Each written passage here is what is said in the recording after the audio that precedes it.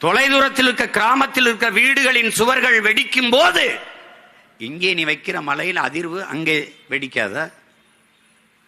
இந்த அடிப்படை அறிவு ஏன் உங்களுக்கு இல்லை? எல்லோரையும் கொண்டு விட்டு துறைமுகம் வெட்டி பிணத்தை ஏற்றுமதி செய்ய போகிறாயா? என்னத்தை ஏற்றுமதி செய்ய போகிறாய்? இதற்கு யாரிடத்தில் பதில் இருக்கிறது? யாரிடத்தில்?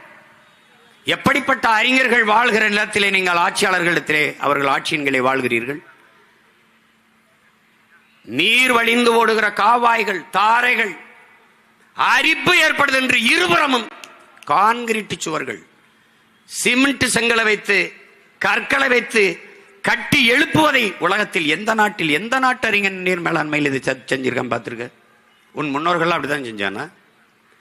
கரையை அரிக்கிறது, மண்ணை அரித்துக் கொண்டு நீர் ஓடுகிறது என்றால் தடுப்பதற்கு இருக்கிற ஒரே வழி கரை நடுக, மரம் நடுக. இது அடிப்படை அறிவு.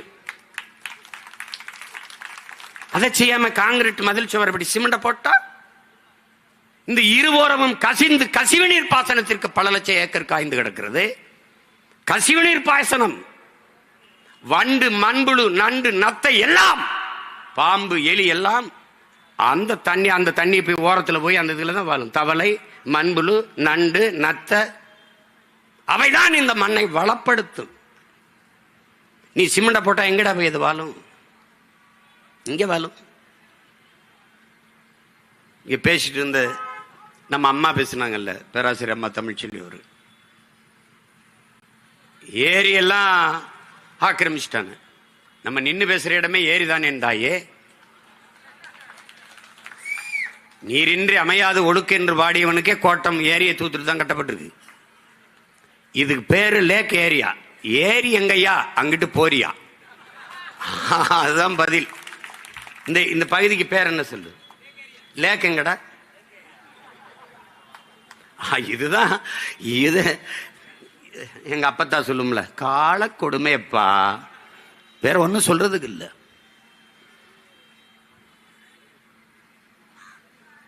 புதுசு புதுசா சொல்லுவான். மேகம் வெடிச்சிருச்சுன்ட்டு குண்டு வச்சது யாரா? புவி வெப்பமாயிருச்சு. வெப்பமா ஆச்சா? நீ ஆக்குனிய? பருவநிலை மாறிச்சு, மாத்தினியா மாறிச்சா?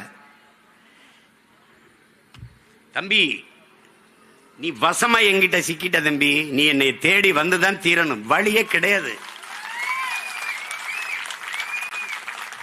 நீயா புதுசா சிந்திச்சு பேசுற மாதிரி பேசுவ. நான் பேசினதான் பேசுவேன். என்கிட்ட உன்ட்ட அதிகாரம் இருக்கு, ஊடகம் இருக்கு. எப்படி இருக்கு பாரு. ஐயா ஸ்டாலின் அவர்கள் திடீர்னு பார்த்தா வணிகர்கள் ஒரு 5-6 பேரை உட்கார வச்சுட்டு, எங்கும் தமிழ் இல்லை, தமிழகத்தில் தமிழ் இல்லை என்று யாரும் சொல்லக்கூடாது. யாரோ சொல்றான். ஐயா நீங்க சொல்லல. நீங்க தெருவில் போகும்போது கண்ணை நல்லா மூடிக்கிட்டு குதிரைக்கு கடிவாளம் அப்படியே போறீங்க. தெருவில் இருபக்கம் பார்க்கல. எங்கும் தமிழ், எதிலும் தமிழ் முழக்கத்தை நீங்க முன்வைக்கல. திராவிடம் எங்க இது முன்வைக்க போறான்? முன்வைத்தது எங்கள் முன்னவர்கள். வீழ்வது நாமாக இருந்தாலும் வாழ்வது தமிழாக இருக்கட்டும், அதை முன்வைத்தது எங்கள் முன்னவர்கள். தமிழகத்தின் தமிழ் தெருவில் தமிழ், அதையும் முன்வைத்தது எங்கள் முன்னவர்கள். மணக்க வரும் தென்றலிலே குளிராய் இல்லை, தோப்பில் நிழலாய் இல்லை, தனி பெரிதாம் துன்பம் இது தமிழகத்தின் தமிழ் தெருவில் தமிழ்தான் இல்லை. இது எங்கள் தாத்தன் புரட்சி பாவலன். தாயை பழித்தவனை யார் தடுத்தாலும் விடாதே, தமிழை பழித்தவனை உன் தாயே தடுத்தாலும் விடாதேங்கிறான். இப்ப நாங்க என்ன செய்யலாம் நீங்க சொல்லுங்க. பேரு தமிழ்நாடு என் உடன் பிறந்தவர்களே, தமிழுக்கும் தமிழர்களுக்கும் இது சுடுகாடு. எங்க தமிழ் இருக்கு? எங்க தமிழ் இருக்கு? ஒண்ணு இல்ல. நீ எவ்வளவு பெரிய அறிவார்ந்த நாட்டில் வாழ்றாயின்னு மட்டும் பாரு. இந்த இடத்துல என்ன எழுதியிருக்கு பாரு, நடைபாதை நடப்பதற்கு. நடைபாதை நடப்பதற்கு என்று கூட தெரியாத அடிப்படை அறிவில்லாத மக்களாக இந்த சமூகத்தை உருவாகியிருக்கான்.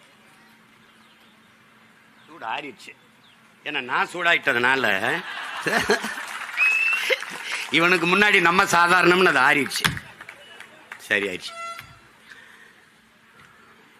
இதுதான் இவங்க. அந்த ஒரு நாள் அறிக்கை அது யாருக்காக விடப்பட்டதுன்னு உனக்கு தெரியும். அது தமிழ் இல்லைன்னு யாரும் சொல்லக்கூடாது. நீங்க உணரல. கடத்தெருவில் தமிழ் இல்ல, வீதியில தமிழ் இல்ல. தமிழை நேசிக்கிற பெருந்தகையே, சென்னை கடற்கரையில் சென்று பாருங்கள், நம்ம சென்னை என்று எழுதியிருக்கிறது.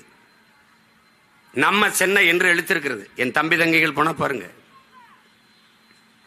நம்ம தமிழ்ல இருக்கு. சென்னை எந்த மொழியில் எந்த எழுத்தில் இருக்குது? தமிழ் வாழ்க. திராவிட மாடல், திராவிடம் சமஸ்கிருதம், ஆங்கிலம் மாடல் இங்கிலீஷ், தமிழ் வாழ்க. இதாண்டா இவங்க ஆட்சி முறை. அது திடீர்னு ஐயா ரகுபதி அவர்களை பார்த்து இல்ல, ஐயா பெரியார் அவர்கள் ராமரச்சர் பல அடிச்சாரு, தீ வச்சு கொளுத்தினாரு, அதெல்லாம் ஒன்றும் சரி வரல, அவர் அசிங்கப்படுத்த முடியல. இது ராமர் ஆட்சி தான்ட்டாரு, செத்தான் ராமன், கதை முடிஞ்சு. இதை விட ராமரை இழிவாக ஒருத்தரும் சொல்ல முடியாது. இப்ப பெரியாரை விட பெரிய கலாக்காரர், பெரிய புரட்சியாளர், பெரிய சமூக சீர்திருத்தவாதி ஐயா ரகுபதி அவர்கள் தான்.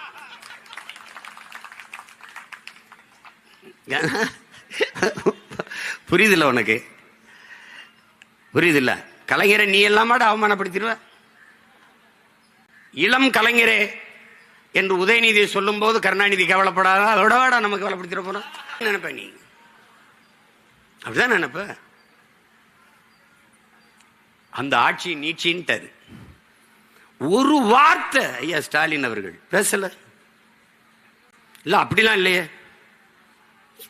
திராவிட முன்னேற்ற கழகத்தில் ஒருத்தன், ஒரு தலைவர் பெருமக்கள் ஒண்ணு வேணாம். அந்த வாடகை வாய்கள் பொறிக்கும் புறைக்கும் கத்திக்கிட்டு இருக்கும்ல, அந்த நாய்கள் கூட கொலைக்கலையே. அது கூட கொலைக்கல. அவங்க வசதியா பேசுவாங்க, வசதிக்காக பேசுவாங்க. இது பேச வேண்டிய பொருள் இல்லை, அவங்க விட்டுருவாங்க. என்னடா இவங்க திடீர்னு பார்த்தா முருகன் மாநாட்டில் பங்கேற்கிறார். யாரா முருகன்? யாரு? புதுசா இப்பதான் அவங்க கட்சியில் சேர்த்திருப்பார் போல் இருக்கு.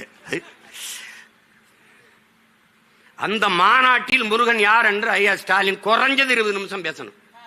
தாழ்ல எழுதி வச்சு படிக்காம பேசணும். அருணகிரிநாதர் எழுத திருப்பூர் பத்தி திருநகை முத்து, அதை பாடணும். பத்தி திரு முத்து திருநகை பாட்ட பாடணும். வேணாவா என் மகன் பெரியவன் கூட வேணாம், மாவீரனை பாட வைக்கிறேன். அவன் திருவாசம் எனும் தேன் அவன் பாடுவான்.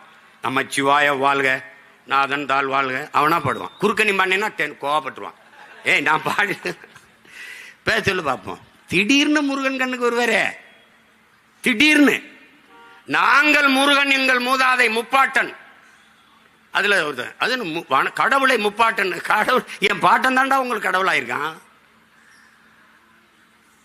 நாங்கள் முருகனை தூக்கும் போது முருகன் என் இன முன்னோன், எங்கள் தமிழ் கடவுள் என்று நான் வேல்வேல் வெற்றிவேல் என்று வேலை தூக்குகிற போது விமர்சித்த பெருமக்கள், இதே முரசொலியில் என்னை திட்டி இழிவுபடுத்தி எழுதிய கட்டுரை,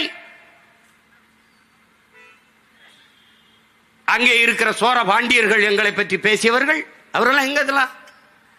இப்ப என்ன வாய்க்கு வாயில என்ன இருக்குது? எலி பேஸ்ட் இருக்கா, ஃபெவிகால் இருக்கா, என்ன போட்டு ஒட்டி வச்சிருக்கீங்க? எதையும் பேசல. திடீரென்று முருகன் மேல உங்களுக்கு பாசம். நாங்கள் வேலை தடுத்தால் தமிழ்நாடு நாசமாயிரும், நீங்க வேலை எடுத்தால் எப்படி? இதே பிஜேபி வேலை தூக்குகிற போது பாராட்டி முரசொலியில் எழுதினீர்கள். அதே வேலை தூக்கி நாங்கள் திருமுருக பெருவிழா நடத்தும் போது விமர்சித்து எழுதினீர்கள். யார் பிஜேபி RSS தத்துவத்தின் அடிவரடிகள்? யார்? நீங்களா நாங்கள? யார் வந்தாலும் திமுகவை ஏத்திட்டியா சங்கி. அப்ப நீங்களா லுங்கி அங்கிய? நீங்க யாரு? யாரு? யாரா நீ? யாரு சொல்லு. ராகுல் ஏதாவது கேள்வி கேளுங்களேன். மோடிக்கு ஆதரவாக பேசுகிறார். மோடியை எதிர்த்து பேசுறதா, அப்ப ராகுலுக்கு ஆதரவாக பேசுறதா? ஐயா காலையில் எந்திரிச்சவன அவன் விற்கிற போத பொருளை 1-2 இதை அடிச்சுட்டு தான் எந்திரிப்பாங்க போல் இருக்கு. என்ன தேவை எழுதி வைக்கிறது, பேசுறது, இதையெல்லாம் பேசு. திடீரென்று முருகன் உங்கள் கண்ணுக்கு தெரிய காரணம் என்ன சொல்லுங்க? என்ன அதை சரி பண்ணும்? ராமர் ஆட்சி இங்க சரி பண்ணியாச்சு, இந்துக்கள் வாக்க சரி பண்ணியாச்சு. நல்லா கவனிக்கணும். இப்ப முருகனை தூக்கிட்டு சீமான் திறான், நாம் தமிழர் திறான், அதை கொஞ்சம் சரி பண்ணு. அப்புறம் இஸ்லாமியர்களுக்கு அந்த சிறுபான்மை பிரிவில் ஏதாவது பொறுப்பை போடு. ஏன்னா இப்ப 26 நெருங்கிருச்சு, இன்னும் 17 மாசம் தான் இருக்கு. அவனுக்கு எதை பத்தியும் கவலை கிடையாது. அதை போடு போட்டு அவங்க. அப்புறம் யார் இருக்கிறா? ஜோ அருள் தந்தை இருக்காரு. அவர் என்ன பண்றாரு? அவர் லயல்ல வேலை செஞ்சாரு, புனித வளனார் ஜோசப் கல்லூரியில் வேலை செஞ்சார். அவரை தூக்கி கிறிஸ்தவர் நலன் அங்க ஒரு பொறுப்பு போடு. ஓட்ட கரெக்ட் பண்றான் ராஜா. நீனும் தான் இருக்கிய. தெய்வ திருமகன் முத்துராமலிங்க தேர்வு நினைவிடத்தில் ஒரு மாலை வைத்து விட்டால் கல்லர் மறவர் அகமுடையோர் வாக்கை கரெக்ட் பண்ணிடலாம், வாங்கிடலான்னு அவன் நினைக்கிறான். நீனும் அதை நம்புற, அதுக்கு தான் சாய்க்கிற, அதுக்கு தான் ஓட்டு போடுற. ஏன் உன் பாட்டம் புளித்தவனுக்கு அதே மாதிரி அதை தர்றதில்லை? ஏன் உன் பாட்டி வேலுநாச்சியாருக்கு தர்றதில்லை? ஏன் உன் பாட்டம் மருதிருவருக்கு தர்றதில்லை? ஏன் தர்றதில்லை? ஏனால் இங்கே மாலையை வைத்து வணக்கம் செலுத்தி விட்டால் அந்த 3 சமூக வாக்குகளும் தனக்கு வந்து விடுதுன்னு நம்புறான். நீ அதை தான் தொடர்ச்சியா செஞ்சுட்டு இருக்க. அதான் செஞ்சுட்டு இருக்க. அதில் தான் இது வருது. யாரு கிறிஸ்தவரா? அவருக்கு ஒரு மீனை போடு, அவருக்கு ஒரு புழுவை போட்டு விடு. இது யாரு இஸ்லாமியரா? அவருக்கு ஒரு புழுவை போட்டு விடு. அதானே நடக்குது. இது எதுக்காக நடக்குது? திடீர்னு வறுமை ஒழிப்பு, புரட்சி பெண்கள் திட்டம். புரட்சி பெண் யாரு?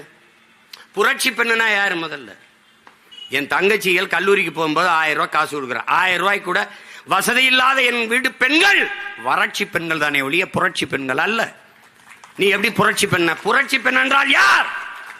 யார்? கணவர் இறந்து போனார், கைம்பெண்ணாக இருக்கும்போது பிள்ளைகளை விட்டு விட்டு இறந்து போனார். உங்களால தான் குடிச்சு செத்து போயிட்டான். பேச தெரியும். தமிழ்நாட்டிலே இளம் விதவைகள் அதிகமாக, இந்தியாவிலே அதிகமாக இருக்கிற மாநிலம் தமிழ்நாடு. இப்ப என்னமா நீங்க இப்படி சொன்னீங்களே இப்ப அப்படின்னா, அப்படி கேட்டால் வாய மூடு. இதுதாங்க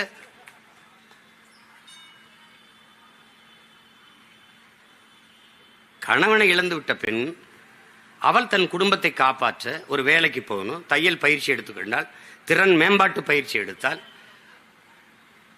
ஒரு துணி ஆடை விற்பனையகத்துக்கு போனால், உணவகத்துக்கு போனால், வேலை செய்தால், வருவாய் ஈட்டி தன் குடும்பத்தை காத்தால், தற்சார்பு பொருளாதாரத்தில் தன்காலிலே நின்று தன் குடும்பத்தை காத்தால் இவள் புரட்சி பெண். இவள் புரட்சி பெண். கால் விபத்திலே இழந்து விட்டாலும் ஓட முடியல, பாரா ஒலிம்பிக்கிலே அது ஓடி தங்கத்தை வெல்றா, பதக்கத்தை வெல்றா என்று ஓடுகிறவள் புரட்சி பெண். எத்தனை புரட்சி பெண்கள் இந்த நிலத்தில? அதுக்கெல்லாம் அந்த பேரை வைக்கிறது இல்லை. இந்த புரட்சிங்கிற சொல்ல இவர்களால் தான் இழிவாய் போனது. அன்பு மக்களை, வரவெல்லாம் புரட்சி தெலு, புரட்சி நடிகன், புரட்சி தளபதி, புரட்சி கிரட்சின்னு போட்டு புரட்சி வறட்சி சொல்லாக மாறிட்டது. இப்ப புரட்சிங்கிற சொல்ல உச்சரிக்கவே தடுமாற வேண்டியது. இது என்ன புரட்சி? என்ன புரட்சி? அப்படி ஏதாவது உருவாக்கி இருக்கா இந்த நாடு? பெண்கள் தங்களை தாங்களே தற்காத்துக் கொள்வதற்கு பொருளாதார மேம்பாட்டு திட்டங்கள் ஏதாவது அறிவிச்சிருக்கா? தங்களை தாங்களை சார்ந்து வாழ்கிற தற்சார்பு பொருளாதார திட்டத்தை ஏதாவது அறிவிச்சிருக்கா? இல்ல. 1000 ரூபாய். ஏன் 1000? இளைய தலைமுறை பிள்ளைகளை தன் பக்கம் திருப்ப முடியல. கோட்பாடு செத்து போனது, தத்துவம் செத்து போனது, திராவிடம் தீந்து போயிட்டது. எங்க ஒரு தலைமுறை பள்ளி கல்லூரியில் படித்த தலைமுறை எல்லாம் தமிழ் தேசிய அரசியலை நோக்கி, சீமானை நோக்கி, புலிக்கொடியை தூக்கி ஓடி வருது. 35 லட்சம் 36 லட்சம் வாக்கா? அதுல குறைஞ்சது 30 லட்சம் வாக்கு இளைய தலைமுறை பிள்ளைகளின் வாக்கு என்பதை உங்களுக்கு மேசையில் இருக்கிற சர்வே புள்ளி விவரம் சொல்லு. அப்ப என்ன பண்ணலாம்? இந்த ஓட்டை எப்படி, இந்த வாக்கை எப்படி நமக்கா திருப்பலாம்? எப்படி ஓட்டை டைவர்ட் பண்ணலாம்? சீமான்ட்ட போகாம எப்படி எடுக்கலாம் அப்படின்னா, படிக்கிற கல்லூரிக்கு போற பிள்ளைகளுக்கெல்லாம் 1000 கொடுத்துரு. ஓட்டுக்கு அந்த நேரத்தில் காசு கொடுக்கறதுக்கு பதிலா ஒவ்வொரு மாசமும் கொடுத்து சரி பண்ணிடு. எப்ப கொடுக்கறது? ரொம்ப முன்னாடி இருந்து கொடுத்தா நிறைய தொகை செலவு பண்ண வேண்டியது வரும். தேர்தலுக்கு 10-15 மாசம் இருக்கும்போது கொடுத்தால் இப்ப 450 கோடி கிட்ட செலவாகுது. எதுக்கு? தமிழ் புதல்வன் திட்டத்துக்கு. தமிழ் புதல்வன் யார்? தமிழ் புதல்வன் திராவிட மாடல் ஆட்சியில் திராவிட புதல்வன் ஏன் இல்லை? எங்கள் ஐயா நல்லகனுக்கு கொடுத்த விருதிலே திராவிடர் தகைசால் திராவிடர் ஏன் இல்லை? இலக்கிய செல்வர் குமரி ஆனந்தன் ஐயா அவர்களுக்கு கொடுக்க போற விருதிலே ஏன் தகைசால் திராவிடர் என்று இல்லை? தகைசால் தமிழர். யாரை ஏமாற்ற? இதை நாங்கள் பேசினால் இனச்சாவனிசம், இனவெறி, மொழி சாவனிசம், செப்பரேட்டிசம், பிரிவினவாதம். இதை ஏன் நீங்க இல்லை? திராவிட மாடல் ஆட்சி ஏன் தமிழ் புதல்வன் அது ஏன் சொல்லுது தமிழ் புதல்வன் திட்டம், திராவிட புதல்வன்? சொல்லி பாரு, திரும்பி கூட பார்க்க மாட்டான். கொடுமை. நாம் தமிழ் தேசியம் பேசும்போது பாரு, நம்ம தமிழ் தேசியம் பேசு பாசிசம், செப்பரேட்டிசம், சாவனிசம், இனவெறிய தூண்டுறோம், இன பாகுபாடு பேசுறோம், ஆன்டி நேஷனலிசம், தேச துரோகம், இதெல்லாம். ஆனால் நாம் சின்ன பிள்ளைகளாக கால் டபசர் போட்டு விவரம் தெரியாத காலத்திலே தெலுங்கு தேசம் என்று கட்சி ஆரம்பிச்சார என்.டி. ராமா. அப்போல்லாம் எங்க போய் புல்லு பிடிங்கிட்டு இருந்த நீ? எங்க போய் இருந்து?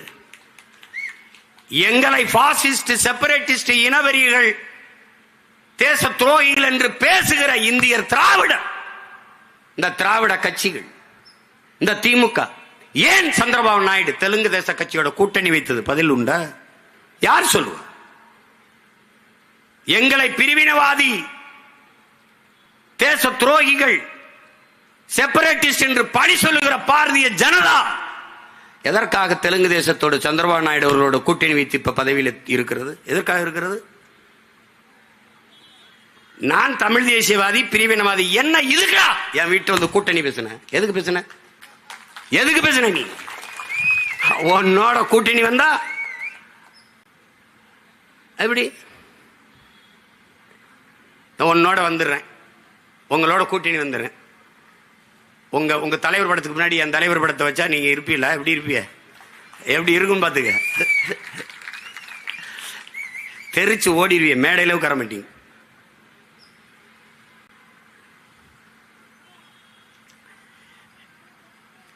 ஒன்னொன்னே பார்க்கும்போது அணை கட்டியிருந்தோம், தடுப்பணை கட்டியிருந்தாங்க, காணாங்கிறான். என்னடா தடுப்பணை? இப்ப வரைக்கும் சொல்றாங்க மத்திய சுகாதாரத்துறை அமைச்சர் சொல்றாருங்க. இப்ப சொல்றாருங்க இந்த பாராளுமன்ற கூட்டத்தில் 24க்குள்ள நாங்க எப்படியும் எய்ம்ஸ் மருத்துவமனை கட்டி முடிச்சிருவோம். இன்னும் இந்த சனம் நம்பிட்டாலே இதை. ஏற்கனவே ராமர் கோயில் நாங்க யாராவது இப்ப பிஜேபி ராமர் கோயிலை பத்தி, ஏன்னா இந்த ரகுபதி ஐயா வந்து ராமர் ஆட்சி தான் பேசினதுக்கு முதலில் கோபப்பட்டிருக்க வேண்டியது பிஜேபி காரர்கள் தான். இவ்வளவு கேவலமான ஆட்சியாடா ராமர் ஆட்சி? ஏண்டா கள்ளச்சாராயம் குடிச்சு சாகராடா ராமர் ஆட்சி? 6 வயசு குழந்தை வீட்டுக்குள்ள இருந்தால் வன்புணர்வு செய்து கொலை செய்யறான். 60 வயசு அம்மா தனியா இருந்தாலும் வன்புணர்வு செய்யறான். சாலையில போகும்போது தாலி ஆக்குறான், தோட இருக்கிறான். இதெல்லாம் தான்டா ராமர் ஆட்சி. ஒருத்தன் பேசல. ஏன்? ராமருக்கு மார்க்கெட் இல்ல. எப்படி? தம்பி அகிலேஷ் யாதவ் முடிச்சிட்டான். அயோத்தியிலே பொது தொகுதியில தாழ்த்தப்பட்ட ஒருவரை போட்டு செருப்ப கட்டி நங்குன்னு அடிச்சு முடிச்சிருக்கான். இப்ப பேசுறது ராமரை பேச முடியாது. அந்த பிரச்சனை முற்று பெற்று விட்டது. Problem solved. ராமருக்கு கோயில் கட்டிட்டு அங்க எல்லாம் குறுக்கல ஐயோ ஒழுகுதுங்க. இப்ப பாராளுமன்ற கட்டு என்னைக்காவது நீ மாணிக் தாகூர் விருதுநகருடைய பாராளுமன்ற உறுப்பினர் நாடாளுமன்றத்தில் பேசி நீ என்னைக்காவது பார்த்திருக்கிய? அவரையே பேச வச்ச பெருமை ஐயா மோடிக்கு தான் உண்டு. எப்படி பெற்றாரு தெரியுமா? பாராளுமன்றம் அவங்க பேசுற அப்படி, என்னங்க மழை பெய்த பாராளுமன்றத்துக்குள்ள தண்ணி வருது ஒழுகுதுங்க அப்படின்னு. ராமர் கோயிலும் ஒழுகுது, அவர் கட்டின ராமர் கோயிலும் ஒழுகுது, நாடாளுமன்ற கட்டடமும் ஒழுகுது. அதை பற்றி கவலை இல்லை. மக்கள் அழுவதை பற்றியே கவலைப்படாத அவர்கள் கோயிலும் நாடாளுமன்ற கட்டிடமும் ஒழுகுவதை பற்றி எப்படி கவலைப்படுவாங்க? அதை பற்றி அவங்களுக்கு ஒரு கவலையும் கிடையாது.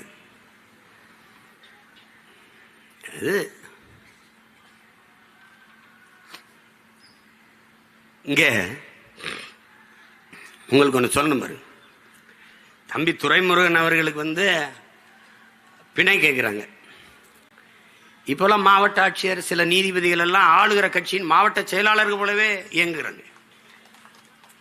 அங்க ஒண்ணு என்ன இப்படி இப்படி பேசணும்? அப்படி எப்படி ஒரு முதலமைச்சர் ஐயா அது பேசலையா, அது பாட்டு, எப்படி அது பாட்டு? ஆமா, அந்த பாட்டை நான் கேட்டிருக்கீங்க இல்லையா? அது நாங்க எழுதலையா, நாங்க பாடலைங்க, நாங்க போடல, அது ஏற்கனவே இருந்த பாட்டு. ஆமா கேட்டிருக்கேன். அப்ப யூடியூப்ல உங்களுக்கு அதிக வியூவர்ஸ் வரணும்னு இது பண்றேன். யூடியூப்ல இல்லைங்க, மேடு. அப்ப அதிக பார்வையாளர் வரணும்னா கடைசியா என்ன தெரியுமில்ல அவர் சொன்ன தீர்ப்பு? ஊழலை பத்தி பேசுங்க, ஊழலை பத்தி பேசுங்க, ஊழலை பத்தி நிறைய பேசுங்க. ஏன் கருணாநிதி பத்தி பேசுறோம்? ஊழலை பத்தி பேசுங்க. ஊழல் தான் நிறைய, அதனாலதான் ஏன் கருணாநிதி பத்தி பேசுறோம். ஐயா மாண்புமிகு நீதிபதி ஐயா புகழேந்தி அவர்கள, உங்ககிட்ட அன்பா நான் சொல்லிக்கிறேங்க இல்லைங்கய்யா, நீங்க அதனாலதான் பேசுறோம். திருவிளையாடல் படத்துல பாத்தீங்களா, பிரிக்க முடியாதது எதுவோ, பிரிக்க முடியாத எதுவோ, அதுல பிரிக்க முடியாது எதுவோ சொல்லுவாங்கல்ல, வறுமையும் புலமையும். அதுபோல பிரிக்க முடியாது எதுவோ அரசியலிலே ஊழலும் ஐயா கருணாநிதியும் பிரிக்க முடியாது. இது தெரியாம நீ ஐயா எங்க பாட்டன் சூரபத்ம, இன்னொரு பாட்டன் முருகன் போய் எங்களுக்காக எங்க பங்காளிகளுக்குள்ள சண்டை தான், அத பகைவன் எங்களை கொண்டு விட்டான். அதுல எங்க பாட்டி சூரபத்ம மனைவி போகாத போருக்குன்னு, வீடு பரவாயில்ல அவன் தோதான சொல்றான்.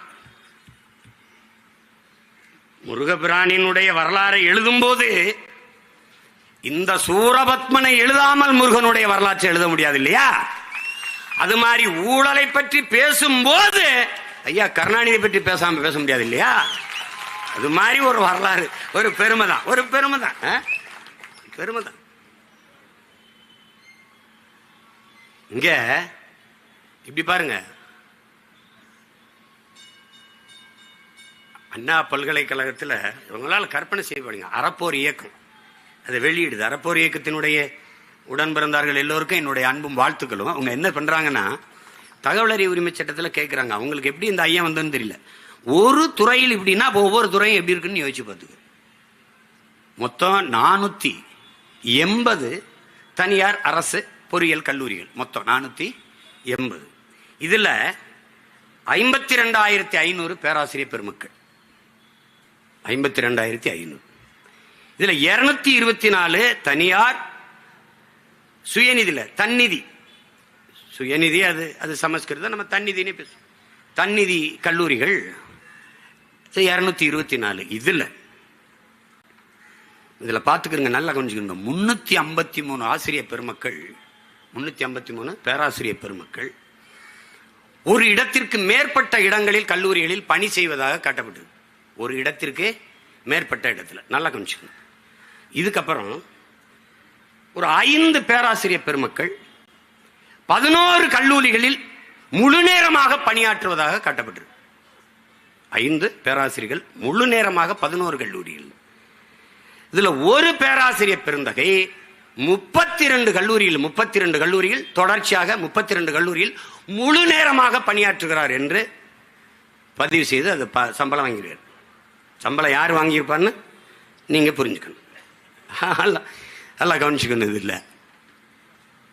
இதுல ரொம்ப கொடுமை என்னன்னு பாத்தீங்கன்னா, இப்படி 211 பேராசிரியர்கள், எல்லாம் படித்தவர்கள், முதுகலை பட்டம் பெற்றவர்கள், முனைவர் பட்டம் பெற்றவர்கள், 211 பேர் 2500 பணியிடங்களை அவர்கள் நிரப்பினதாக காட்டி, இவர்களே இங்க வேலை செய்யறாங்கன்னு காட்டி ஊதியம் பெற்றிருக்குது. அதுல 175 பேர் 972 பணியிடங்களை நிரப்பியதாக, இவர்கள் அத்தனை பேரும் முனைவர் பட்டம் பெற்றவர்கள். 175 பேரும் டாக்டரேட் பட்டம் பெற்றவர், PhD பண்ணி முனைவர் பட்டம் பெற்றவர்கள் இந்த வேலையை செய்திருக்கிறார்கள். அறப்போர் இயக்கம் கண்டுபிடிக்காத வரை அண்ணா பல்கலைக்கழகம் இது ஒன்றும் கண்டுவில்லை. இப்ப அது சொல்ற காரணம் பாருங்க, இது எப்படி கண்டுக்கிறாங்க? இல்ல அவங்க ஆதார் அட்டை கொடுக்கும்போது ஒவ்வொருத்தரே பல அட்டைகளை கொடுத்துட்டாரு. ஆனா இவங்க நமக்கு என்ன கற்பிச்சான்? ஆதார் அட்டை தான் எல்லாத்துக்குமான பெருத்த அடையாளம், எல்லா வலிக்கும் ஒரே நிவாரணி ஆதார் தான்.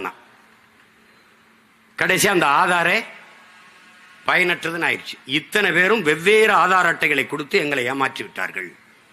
அங்க இருந்த படங்கள் வெவ்வேறு முகமைப்பில் இருந்தது. உயர்ந்த தொழில்நுட்பத்தை கற்றுக் கொடுக்கிற பல்கலைக்கழகத்தில் இதை கண்டுபிடிக்க முடியலன்னா அப்ப என்ன நடக்குதுன்னு பாரு. இது எத்தனை நாளா நடந்திருக்குது? அதிமுக ஆட்சி காலத்திலிருந்து நடக்குது, தொடர்ந்து நடக்குது. இதில் இன்னும் கொடுமை, மாரிச்சாமி முரளிபாபன் 2 பேரும் 6 ஆண்டுகளா ஓமன் நாட்டில் வேலை செய்கிறார்கள். அவர்கள் இந்த பொறியியல் கல்லூரியில் வேலை செய்யறதா சம்பளம். இந்த பொறியியல் கல்லூரியின் உரிமையாளர்கள் யார்? இன்றைக்கு அமைச்சரவையில் இருக்க பெருந்தகையில் ஐயா MRK பன்னீர்செல்வம், பெருமதிப்பிற்குரிய பெருந்தகை ஐயா துரைமுருகனுடைய கல்லூரி, நம்ம ஐயா சட்ட மேதை ராமராட்சி நீச்சி நாயகன் இருக்குதா, அவருடைய கற்பக விநாயகம், ஐயா துரைமுருகனுடைய கிங்ஸ்டன், எல்லாம் ஒரு தொலைக்காட்சி, ஒரு வலையொலி, எவனும் வாயில இருக்கல. அந்த 24 இன்ட்டு இந்த தமிழ் தொலைக்காட்சி ஒன்று மட்டும்தான் போடுது, 24x7 தமிழ். அதில் மட்டும்தான் ஒரு தம்பி பேசிட்டுருக்கான், அவர் ஏமாத்திருக்காரு இவர் ஏமாத்திருக்காருன்னு.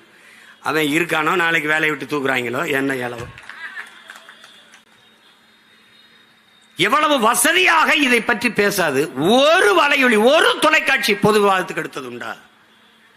இதை விட கொடுமை இந்த நாட்டில் உண்டா? நீ இதெல்லாம உனக்கு பிரச்சனை. நீ ஆடியோ வெளியிடு, உட்காந்து நீ ஐபிஎஸ் படிச்சுட்டு வர்றது, எஸ்பி ஏசி டிசிஆர் எதுக்கு? சீமா யார்கிட்ட என்ன பேசுறான், எங்க ஏச்சியை துப்புறான், எங்க இறங்கி ஓரத்தில் நின்று ஒண்ணு கடிக்கிறான், உன் வேலை மயிராடாது மயிராடா. திடீர்னு இந்த வெண்ணைகளுக்கு காளியம்மா மேல அப்படியே பாசம். ஏன்டா புடுங்கியல அவ போட்டிட்டால மயிலாடுதுறையில போய் நின்று இந்த எழுதி காளியம்மா காளியம்மான்னு வேலை செஞ்சு ஜெயிக்க வச்சிருக்க வேண்டியதானே? ஏய், நாங்க பிசுரும்பா அப்புறம் உசுரும்பா. அது உனக்கு என்ன மசுருக்கு அந்த பிரச்சனை? உனக்கு என்ன பிரச்சனை? உனக்கு என்ன பிரச்சனை?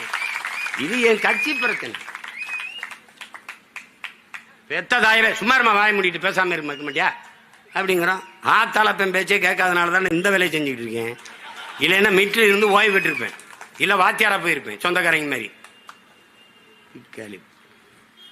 என்னத்தையாவது பேசுறது ஆடியோ, ஐயோ சீமான ஒழிச்சு போடுவோம் அப்படின்னு. டேய், நீனும் தான் ஒன்னா பேசி பார்த்த, 15 வருஷமா ஒரு பொம்பளை விட்டு பேசி பார்த்த.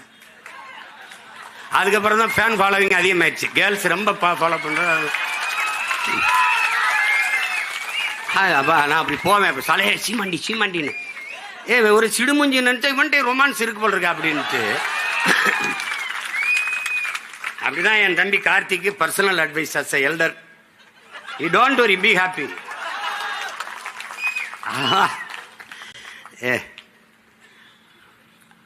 அவன் நம்ம முதுக நோண்டி அழுக்க மோந்து பார்க்கிறவன். அவன் மோந்து பார்த்துட்டு நீனு அதை மோந்து பாரு, நீனு கொஞ்சம் மோந்து பாரு. அயோக்கியப்பு. எதை பேசுறது, எது சமூகத்துக்கு பிரச்சனை, எது அவசியம், இதை வெக்கம் இல்லாம மானம் இல்லாம பேசிட்டு. யார் யாரை வச்சிருக்கா, எந்த நடிகை யாரோட போறா, அவளுக்கு 10 லட்சம் இவன் தான் வாங்கி புரோக்கர் ஏஜென்ட், இந்த மாதிரி அவ அந்த நடிகை அந்த இதை வச்சு இதை வச்சு உங்களுக்கா எப்படி அவங்க பிள்ளை பொண்டாட்டி ஆத்தால சோறு போடுறவங்களுக்கு மானம் கட்டணாய். சி என் தங்கச்சி சொல்லிச்சுல, பேசுறது பெருமாள் ராமர், கேட்கறது ராமாயணம், இடிக்கிறது பிள்ளையார் கோயில் பெருமாள் கோயில் மாதிரி, படிக்கிறது ராமாயணம், இடிக்கிறது பெருமாள் கோயில் மாதிரி, பேசுறது பெரியாரு, அப்புறம் இங்கே போடுறதெல்லாம் கேவலமா பெண்களை இழிவுபடுத்தி பேசுறது. அவனுக்கு ஒன்றும் கிடையாதுடா. 23 மீனவனை கைது செஞ்சு போனானே, பேசுனானா ஒருத்தனை பேர் சொல்ற. தமிழ்நாட்டின் தொல்லியல் ஆய்விற்கு எதற்காக சமஸ்கிருதம்? ஏன்டா சீமானை தவிர ஒருத்தனும் கேட்கல. எதுக்கு? தோண்டி பார்த்தா கீழடியில தெரிந்த எழுத்து, அங்க இருந்த எழுத்து ஓடுகள்ல, அங்க இருக்கிற ஆவணங்கள்ல இருந்த எழுத்து தமிழ் எழுத்தா சமஸ்கிருதமா? உனக்கு மனசு வருதாடா? தமிழனின் தொன்ம நாகரிக சுவடு சான்று என்று சொல்ல உனக்கு வாய் வர? திராவிட நாகரிகங்கிற, இந்திய பண்பாடுங்கிற. ஏதுரா திராவிட? அன்னைக்கு சொல்லு எதுரா? இந்தியாங்கிற நிலப்பரப்பு எது? நாடு எதுரா? சொல்லு எதுரா? 2500 ஆண்டுக்கு முன்னாடி ஏது? 600 ஆண்டுக்கு முன்னாடி ஏது?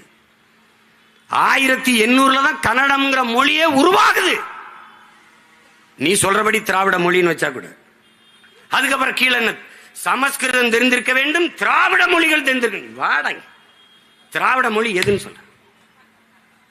எது எது திராவிட மொழி? என் தாய் நிலத்தை தோண்டி ஆய்வு செய்வதற்கு திராவிட மொழி எதற்கு?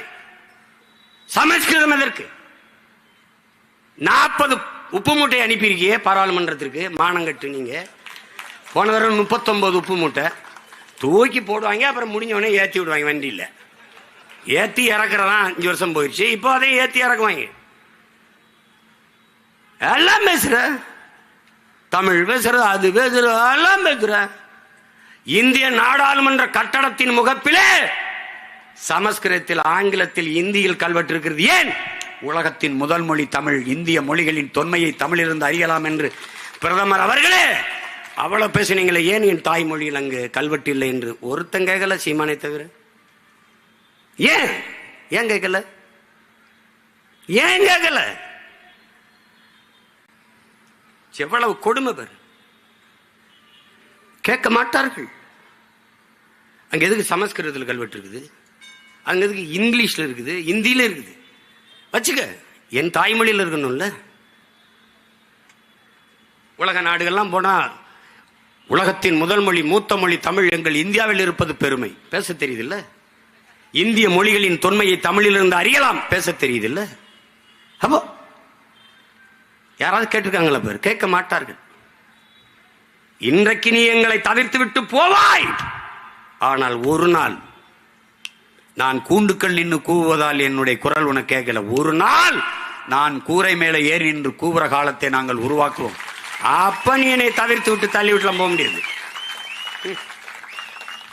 நீ பதில் சொல்லிதான். யோசிச்சு பாரு, எவ்வளவு தூரம் நம்மளை ஏமாத்தி நகர்த்துறாங்கன்னு பாரு. சட்டம் ஒழுங்கு, சட்டம் இருக்கு, ஒழுங்கா இருக்காங்கிற கேள்விதான். சட்டம் இருக்கு, ஒழுங்கா இருக்கா? 31 நாள்ல 30 நாள்ல 133 கொலைகள். தம்பி ஆம்ஸ்டாங் படுகொலை 134. அதுக்கு பிறகு நம்முடைய பாலகிருஷ்ணன், இந்த மாதிரி நிறைய நம்ம கட்சி பிள்ளை நிறைய பேர். அதுக்கப்புறம் இன்னைக்கு வரைக்கும் கொலை. வீட்டுல உள்ள புகுந்து கொலை, ரோட்ல நடந்தா கொலை. எந்த கொலையாளியாவது 30 வயசுக்கு மேல இருக்கானு மட்டும் பாரு. எல்லாம் இளைய பிள்ளைகள், இளைஞர்கள். ஒரு உயிரை கொள்ள வேண்டும் என்கிற கொடிய சிந்தனை வருதுன்னா அவன் மனநிலை எப்படி தயாராயிருக்குன்னு பாரு. இந்த சமூகம் குற்ற சமூகமாக உருவாக்கப்பட்டு விட்டது. சிந்தனையின் விளைச்சலே, சமூகத்தின் விளைச்சலே சிந்தனை. சிந்தனையின் விளைபாடுதான் செயல்பாடுதான் இது போன்ற இழி செயல்கள். அப்ப என்ன சொல்றான் ரூசோ? என்ன சொல்றான்? நீ குற்றவாளியை பிடித்து தூக்கில் போடுவதை நிறுத்து, அவன் குற்றம் செய்வதற்கான காரணத்தை கண்டுபிடித்து அதை தூக்கில போடுன்றான். அப்ப ஒரு தலைமுறை எப்படி நீ உருவாக்கணும்? இது கொடிய செயல், இதை செய்யக்கூடாது என்கிற சிந்தனை உருவாக்கணும். அந்த எண்ணம் இருக்குமானால் அதை நீ என்கவுண்டர் பண்ணணும், சுட்டுக் கொள்ளணும், தூக்கில போடணும், சிறையில் போடணும். அப்படி நீ செய்யலையே. நிறைந்த போதையில் தான் அவர்கள் வெட்டுகிறார்கள். சான்று தம்பி ஆம்ஸ்டாங்க சொல்லும் போது ஒரு பெரிய படையோடு இருப்பார். ஒரு மாநில கட்சியின், ஒரு இந்திய கட்சியின் மாநில தலைவர். அவரை போய் அவர் வீட்டு வாசலை வெட்டி கொண்டு விடலாம் என்று அந்த சிறுவர்கள், அந்த பிள்ளைகளுக்கு என்ன வருது என்றால், நிறைந்த போதை மயக்கத்தில் இல்லாமல் கத்தியை தூக்கி வெட்டியிருக்க முடியுமா என்பார். வெட்டுறதுல ஒரு டெக்னிக் இருக்கு. எடுத்தவன காலை தான் வெட்டுவான். எடுத்தவன காலை தான் வெட்டுவான். ஏன் காலை வெட்டுவான்?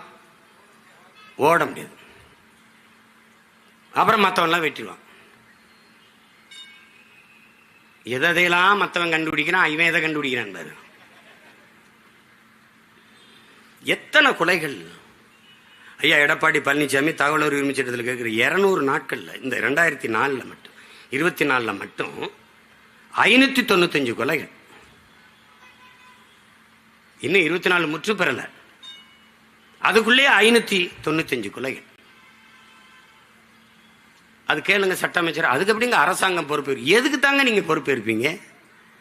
கள்ளச்சாராய சாவுக்கு எல்லாரும் போய் பார்த்தீர்களே, ஏன் எங்க மீனவ மலைச்சாமி சாவுக்கு ஒரு முத்தம் கூட போய் பார்க்கல? ஏன்? அவன் போகும்போது அங்க தண்ணீருக்கு பதிலாக கள்ளச்சாராயத்தை ஒரு போத்தலை எடுத்துட்டு போய் குடிச்சிட்டு செத்து கரவதிங்கன்னு தானா ஒரு வேலை போய் பார்த்துருப்பானோ என்ன? ஆனாலும் நீங்க நம்பிட்டு இருக்கிறது ஒரு நாடு, இதுல ஒரு ஆட்சி நடக்குதுன்ட்டு. ஒரு கொடுமை. எனக்கு இல்ல, உனக்கு இல்ல, யாருக்கு பாதுகாப்பு இருக்கு சொல்லு? யாருக்கு பாதுகாப்பு இருக்குன்னு சொல்ற நீ? யாருக்கு இருக்கு? தங்கச்சி சொன்ன மாதிரி வழக்கறிஞருக்கு இல்ல. அவர் என்னவோ இருக்கட்டுப்பா. வெட்டி கொலை செய்வதே எப்படி இருக்கிறது? 40 வெட்டு 50 வெட்டுனா என்ன மனநிலையில் சக மனிதனை வெட்டுவான்? நான் அப்ப பயணம் போயிட்டு இருக்கும்போது எங்க ஊர் ராமநாதபுரத்தில் ஒரு விடுதியில் தங்கியிருந்த ஒரு பையன் வந்து என்னை பார்த்தான். சிறையிலிருந்து இப்போ தானே வந்தேன். என்னடா பண்ணேன்? ஒருத்தர் கொன்னுட்டேன். என்ன பண்ண? அதான ஒரு சின்ன பகையின கோபத்தில் இந்த சாதிய மயக்கத்தில் தான் நான் பண்ணிட்டேன்னே. என்ன பண்ணார்? அப்படியே ஓடினாருன்னா தண்டவாளத்தில் ஓடிட்டே இருந்தார். அப்புறம் அவரை போய் விரட்டி விழுத்தாட்டி வெட்டினேன்னே. ரொம்ப மனசு இப்போ வலிக்கு. என்னென்ன சும்மா வெள்ளரிக்காயை வெட்டின மாதிரி சதக்கு சதக்குன்னு பழக்குதுண்ணே மனித சதை இம்பிடுத்தானே அப்படின்னா. இதுதான் அது. என் தம்பி சொன்னது மாதிரி ஒரு குற்றவாளி போனால், கார்த்திக் சொன்னார் பாருங்க, குற்றவாளி போனால் அவருக்கு கொடும் தண்டனை இருக்குதுன்னே இல்லை. ஒவ்வொருத்தனும் 6 கொலை 7 கொலை 11 கொலை பண்ணியிருக்கான் திருநெல்வேலியில். 90 நாள் தான் வெளியில் வந்துடுவான். 90 நாள் தான். என்ன சாட்சி இருக்கணும். இந்த நாடு ஒரு உயர்ந்த நீதியை வச்சிருக்கு. எந்த தவறும் செய், நீதி சான்று இல்லாம செய்யதான். சாட்சி இருக்கா கேட்கும், சான்று இருக்கா இல்ல ரிலீஸ். நீ எவ்வளவு வேணாலும் கொள்ளையடிச்சுக்கலாம், எத்தனை பேரையும் வன்புணர்வு செய்யலாம், எவ்வளவு வேணாலும் கொலை செய்யலாம், எவ்வளவு வேணாலும் ஊழல் லஞ்சம் பெறலாம். சாட்சி இருக்கா இல்ல விடுதலை. அப்படி என்ன பண்றான்? ஒரு 90 நாள் இருக்கான் அப்படியே ஜாலியா மாமியாருக்கு போன மாதிரி. யார் காசு? எவன் செத்தானோ அவன் ஆத்தால அவன் சொந்தக்காரன் கொடுக்குற வரி காசெல்லாம் உள்ள உட்காந்து சாப்பிட்டு சீட்டாடிட்டு ஜெஸ் விளையாடிட்டு தாயக்கட்டை விளையாடிட்டு வெளியில வருவான். வந்து வேற அசைன்மெண்ட் போட்டு திருப்பி உள்ள போவான், போட்டு திருப்பி வருவான். கூலிக்கு வேலை செய்யலாம், கூலிக்கு கொலை செய்யலாமா என்று அறிவார்ந்த தமிழ் சமூக தம்பி தங்கைகள் சிந்திங்க. தண்ணீரால் நனைய வேண்டிய நம் தாய் நிலம் ஏன் ரத்தத்தாலும் கண்ணீராலும் நனைகிறது என்பதை சிந்திச்சு பாருங்க. ரொம்ப கொடுமை, ரொம்ப மோசமா போயிட்டு இருக்கு. கேட்டால் சட்டம் ஒழுங்கு சரியாக இருக்கு, சட்டத்தின் ஆட்சி இருக்குது. ஒரு கேவலம், கேவலம் சொன்னது கேவலம்னா அது இவங்க எங்க திசை திருப்பாங்க. இப்போ இத்தனை பேர் மீனவ மக்கள் வந்து நம்ம மனு கொடுக்குறாங்க. அதான் நீ வர்றாரு சீமான் எங்க போறார், யாரை சந்திக்கிறார்? நீங்க ஒண்ணும் இல்லைங்க. ரெட்ஃபிக்ஸ் அந்த உரிமையாளர் ஃபெலிக்ஸ் டெல்லியில் இருக்காருங்க, பிணை கேட்டு அவர் அணைச்சி வச்சிருந்தாரு. கொஞ்ச நேரம் அந்த அலைபேசியை தொடங்கிட்டாருங்க. ஏதோ தொடங்கிட்டார், மனைவி கிட்டே அட்டே பேச. அதை கண்டுபிடிச்சு இது டெல்லியில இருக்குன்னு போய் கைது பண்ணி கூட்டிட்டு வர்ற நீ. ஆம்ஸ்டாங்கு 3 முறை எச்சரிச்சான் உன் உயிருக்கு அச்சுறுத்தல் இருக்குன்னு. அப்படி என்ன பாதுகாப்பு கொடுத்த? என்னை கூட தான் உலகம் புறா இருக்க மக்கள், என் சொந்த என் கட்சி பிள்ளைகள் உறவுகள்லாம் பாதுகாப்பாருங்கண்ணே பாதுகாப்பாருங்கண்ணேங்கிறாங்க. அது அவன் அதிகாரம் இல்லை, அது சொல்லலாம். நீ பாதுகாப்பு கொடுத்துருக்க வேண்டிய நீ எச்சரிச்சேன் அப்படின்னா அது என்ன என்ன மாதிரியான பணி? எப்படி பாருங்க. இப்ப வரைக்கும் குற்றவாளிகளை திரட்டி கொண்டு தான் இருக்கிறார்கள். இவர்கள் ஒரு முறையை வைத்திருக்கிறார்கள். தூத்துக்குடி துப்பாக்கி சூடா அருணா ஜெகதீசன் தலைமையிலே ஒரு விசாரணை கமிஷன், ஒரு குழு. இஸ்லாமிய சிறை கைதிகள் விடுதலையா ஆதி நாராயணன் தலைமையில் ஒரு குழு. தங்கச்சி ஸ்ரீமதி தற்கொலையா, அது கொலையா தற்கொலையா விசாரிக்க 2 நீதிபதிகள் தலைமையில் ஒரு குழு. அதுபோக சிபிசிஐடி விசாரணை. நல்ல படித்த என் தம்பி தங்கிகள் ஆழ்ந்த அறிவார்ந்து இதை சிந்திச்சு பாருங்க. தங்கச்சி ஸ்ரீமதி இறந்துட்டா, இது உண்மை. அது தற்கொலையா கொலையா இது நமக்கு எழுகிற சந்தேகம். ஸ்ரீமதியின் கிராமம் சின்னது, அவ படிச்ச கல்லூரி பக்கத்தில். இதை விசாரிக்க எத்தனை காலம், எவ்வளவு நாட்கள் எடுத்துக்கொள்ளலாம்? அறிவார்ந்த பிள்ளைகள் தமிழ் சமூக சொந்தங்கள் சிந்திச்சு பாருங்க. எத்தனை நாள் எடுத்துக்கலாம்? காவல்துறை விசாரணையில் என்ன பிரச்சனை? சிபிசிஐடிக்கு மாத்திரம். இந்த மாத்திரம்னாவே ஏன் மாத்திரம் என்பதை நீங்க புரிஞ்சுக்கணும். மாத்தியாச்சு. எவ்வளவு நாள் விசாரணை? இன்னும் முடிவுக்கு வரல. 2 நீதிபதிகள் விசாரணை குழு, எங்க விசாரணை முடிவுக்கு வரல. ஆனால் அந்த நேரத்தில் ஸ்ரீமதி வழக்கு வருகிறது. சென்னை உயர்நீதிமன்றம் ஒரு தீர்ப்பை தருகிறது, அது தற்கொலை தான். சிபிசிஐடி விசாரணை முடியல, அறிக்கை வரல.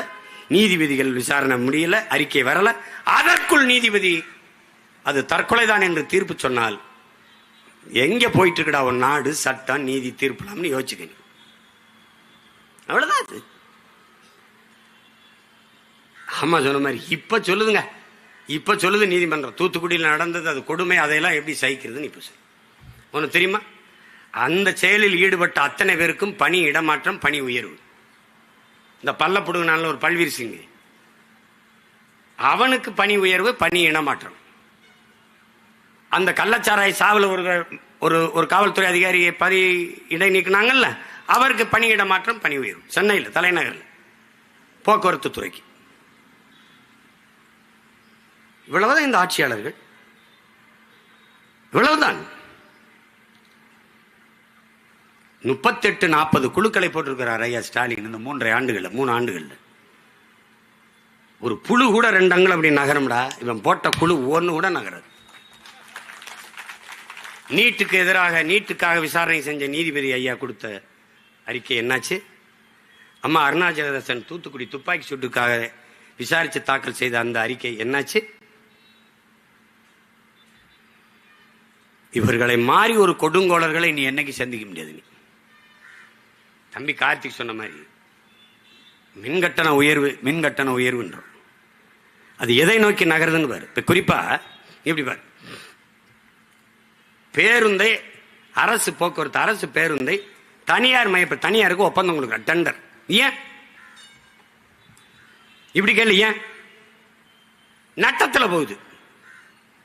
தனியார் எடுத்து என்ன பண்ணுவார்? அவர் லாபத்தில் இயக்கிடுவார். இது மாதிரி ஒரு வேலை திட்டத்தை எங்க பார்த்திருக்க? ஒரு ஒற்றை முதலாளி நட்டத்தில் இழப்பில் இருக்கிற போக்குவரத்தை எடுத்து லாபத்தில் நடத்திவிட முடியும். 8 கோடி மக்களால் நிறுவப்பட்ட அதிகாரத்தால் அரசால் அதை லாபகரமாக நடத்த முடியாது என்றால் யோசிச்சு.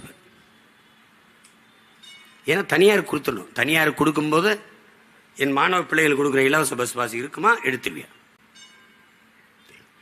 பெண்களுக்கு கொடுத்துருக்க இலவச கட்டணம் இருக்கு, அது இருக்குமா? எடுத்துருவில்ல?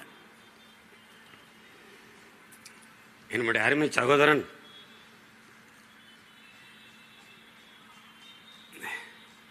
ஈரோட்டில் இருந்து ஒரு மூத்த புகழ்பெற்ற பத்திரிகையில் வேலை செய்கிற தங்கவேல் அவர்கள், அவருடைய மனைவி என்னுடைய தங்கை பணி இடமாற்றத்துக்கு வந்திருக்கிறார். அரசு பேருந்தில் போகிறோம், மகளிருக்கு இலவச கட்டணம் இல்லா பயணம். அது சொல்லுது கண்ணீரோட, ஒரு துளி கூட மதிக்கிறது இல்லை. என்ன நடத்துனர்கள் எங்களை மதிக்கிறது இல்லை. காரணம் இலவசம். இலவசம் என்ற சொல்லால் நம் பெண் பிள்ளைகளின் மானத்தை கெடுத்து அவமானப்படுத்தியதான் மிச்சம் இந்த அரசு. அது தனியார். எதை நோக்கி நகர்கிறது என்று பாருங்க. இப்ப இப்படி பாருங்க, அதானி தமிழ்நாட்டுக்குள் வந்தார். உலகத்தின் மிகப்பெரிய பணக்காரர், இந்தியாவின் மிகப்பெரிய தொழிலதிபர், மோடி அவர்களுடைய நெருக்கமான நண்பர். அவர் தமிழ்நாட்டுக்குள் வந்தார். யாரை சந்திக்க வந்தார்? எங்கு வந்தார்? எந்ததற்காக, யாரை என்ன நோக்கத்திற்காக சந்திக்க வந்தார்? இது ஏதாவது ஒரு அறிக்கை, ஒரு தகவல், ஒரு தொலைக்காட்சி பேசியது, வாடகை வாய்கள் பேசியது ஏதாவது இருக்கு? இப்ப எதற்காக வந்தார்? அதான் நீ நினைச்சுக்கலாம், ஆட்சியில் இருக்கிறவன் கையெழுத்து போட்டான் அதனால காட்டுப்பள்ளி துறைமுகத்தை கட்டிடலான்னு.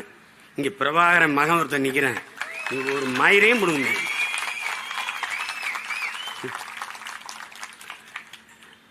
அதெல்லாம் போப்பா, அங்கிட்டு போப்பா.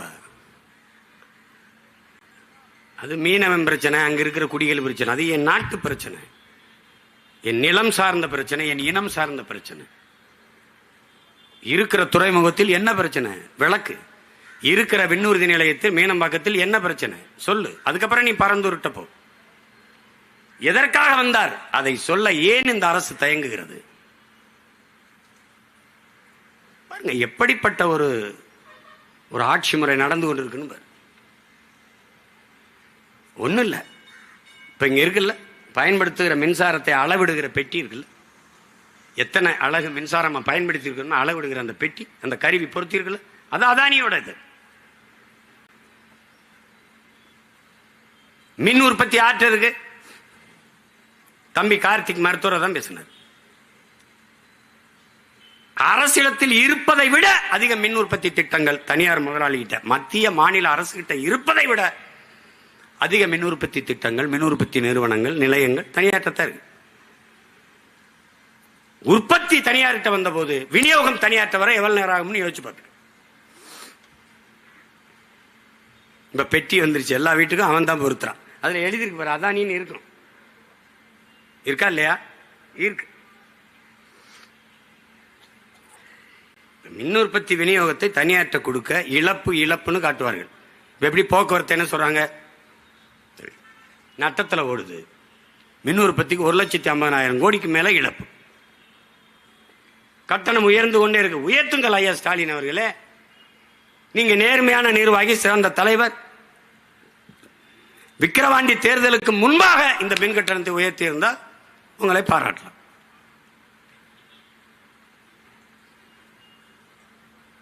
அந்த பாட்டை வச்சு ஓட்டிட்டாங்க ஒரு 10-15 நாள். அது கைது இது கைது சண்டாளன்னு பாடக்கூட பாடல விடு, வேற பாட்டு பாடுவோம்.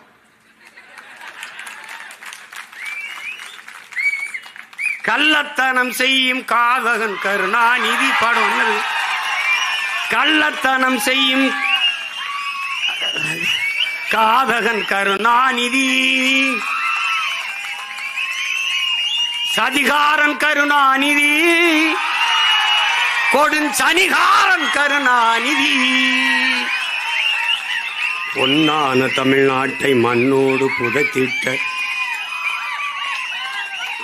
கருணாநிதி, அண்ணாவின் புகழுக்கு களங்கத்தை விளைத்திட்ட கருணாகன் கருணாநிதி, சதிகாரன் கருணாநிதி, கொடுஞ்சனிகாரன் கருணாநிதி.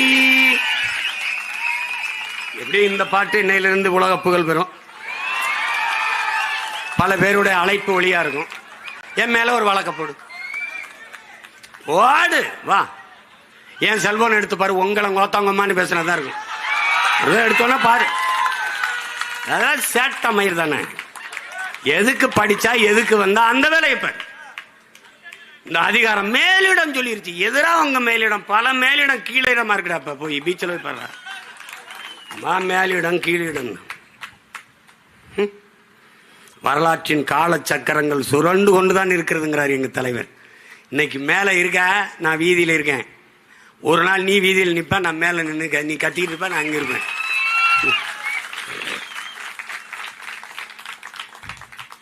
ஐயோ அப்படி பேசிட்டாரு. ஐயோ அவர் எவ்வளவு பெரிய புனிதர். அவர் எப்படி கட்டிய மனைவி தவிர வேறொரு பெண்ணின் நிழலை தொட்டறிய மாட்டார்.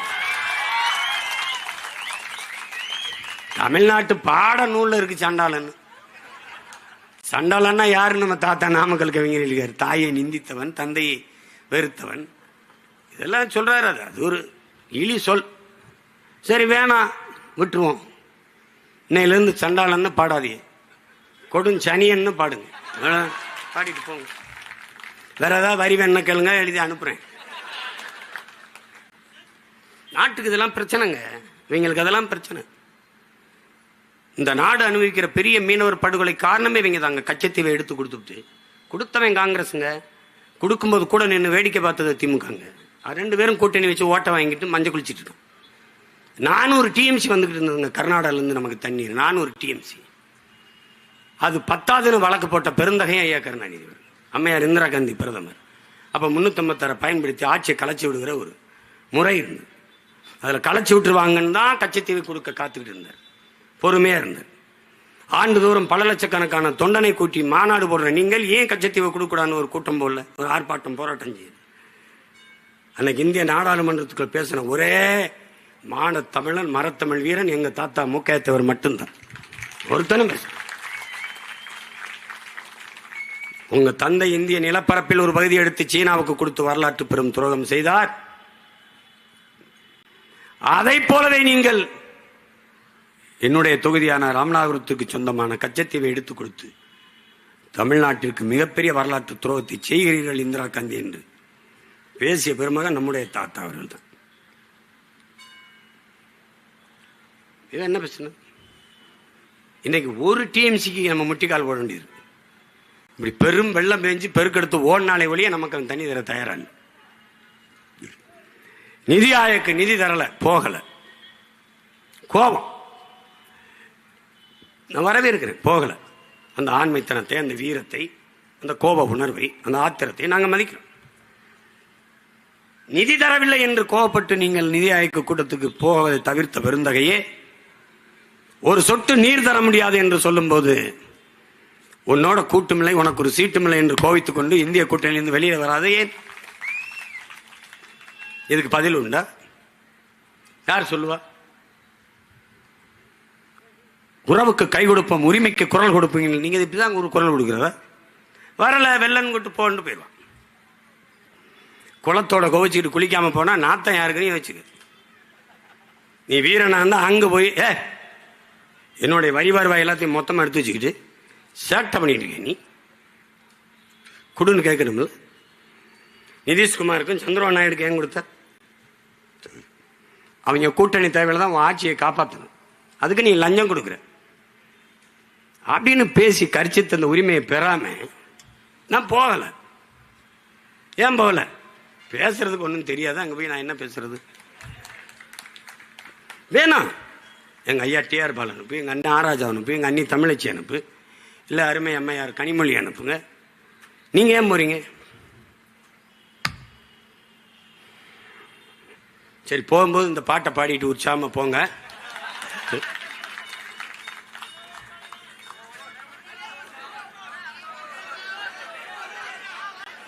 ஏடா இப்பவே ஹிட் ஆயிருச்சடா.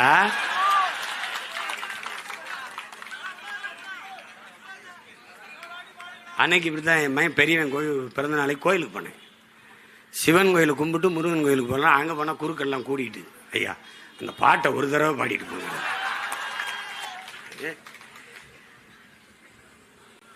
இப்படி பாடுறதா போயிடுறதா? கள்ளத்தனம் செய்யும் காதகன் கருணாநிதி,